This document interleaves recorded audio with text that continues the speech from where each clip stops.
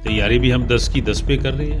हमारा भी प्रयास है कि 90 की 90 सीटों पे और 10 लोकसभा सीटों पे। हरियाणा में राज्यसभा सीट एक टीपी वत्स के कार्यकाल खत्म होने के बाद अभी खाली हो चुकी है, तो क्या जेजेपी इस पे अपनी दावेदारी करेगी? नहीं, जेजेपी के पास विधायक नहीं है। तो भारतीय जनता पार्टी की सीट थी और वो किसको आगे बढ़ाते हैं उनका काम है। अजय सिंह चौटाला जी ने भी स्टेटमेंट दी है कई बार कि भिवानी से या तो दिग्विजय सिंह जी चुनाव लड़ेंगे या फिर वे खुद चुनाव लड़ सकते हैं। भिवाड़ी, हिसार हमारी फेवरेट सीटें हैं, तो प्रयास रहेगा कि हम उन सीटों पे पार्टी का जो मजबूत कैंडिडेट उसको लेकर के आए।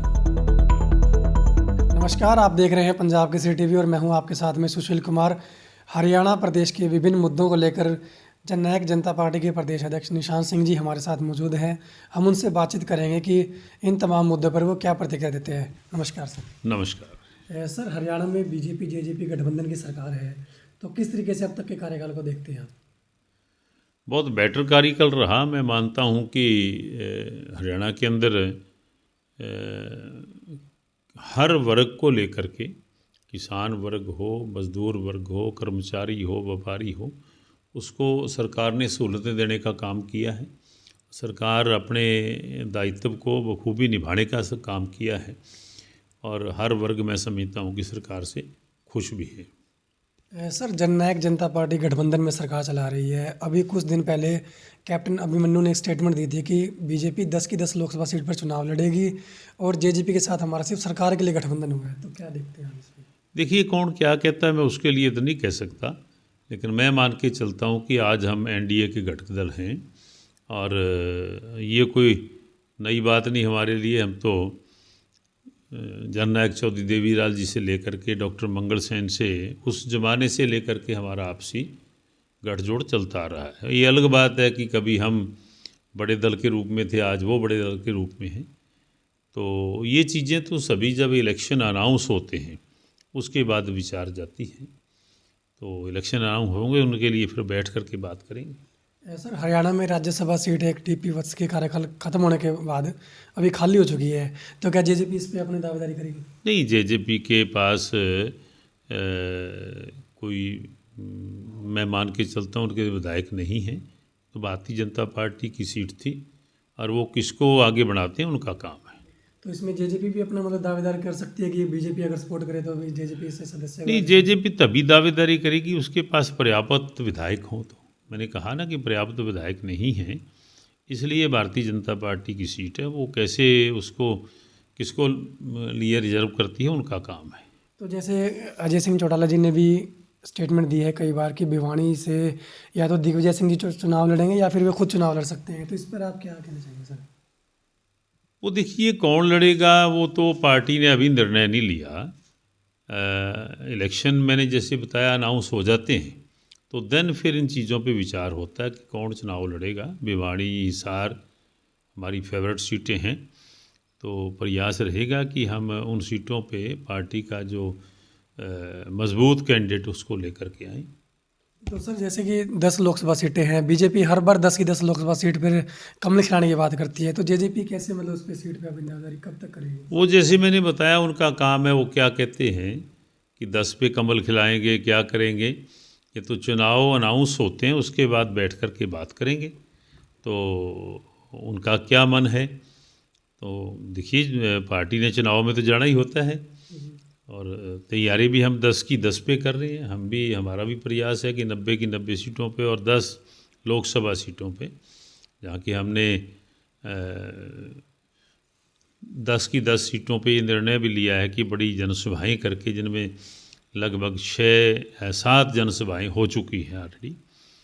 तो हमारा प्रयास है अपने आप को मजबूत करने का।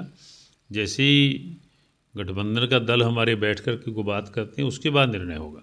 सर, मौजूदा समय में कांग्रेस की अगर यात्राओं की बात की जाए तो एसआर के ग्रुप अलग से यात्रा निकाल रहे हैं, भूपेंद्र सिंह हुड्डा ग्रुप द्वारा अलग से प्रोग्राम किए जा रहे हैं। कैसे देखते हैं आप कांग्रेस पार्टी के? देखिए, ये उनका काम है, मैं तो नहीं कहूँगा कुछ भी, लेकिन मैं तो ये कह सकता हूँ कि कोई भी परिवार है एकजुट होकर के काम करे, ज़्यादा मजबूती होती है। कोई भी राजनीतिक दल है उसका भी मैसेज लोगों में ऐसा जाना चाहिए कि ये पार्टी एकजुट है, सभी नेता मिलकर के काम करते हैं, तो तभी जा कर के लोग सत्ता उसको सौंपने का काम करते हैं। तो आने वाले चुनाव में सर किन से मुकाबला मानते हैं? मुख्य विपक्षी दल आप किसे मानते हैं? हरियाणा की बात करें या केंद्र की अगर बात की जाए तो?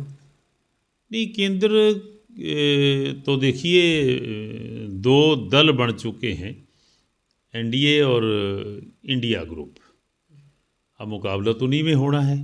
रीजनल पार्टियां हैं, वो कहीं ना कहीं उनके साथ मिलकर के ही चुनाव लड़ेंगी।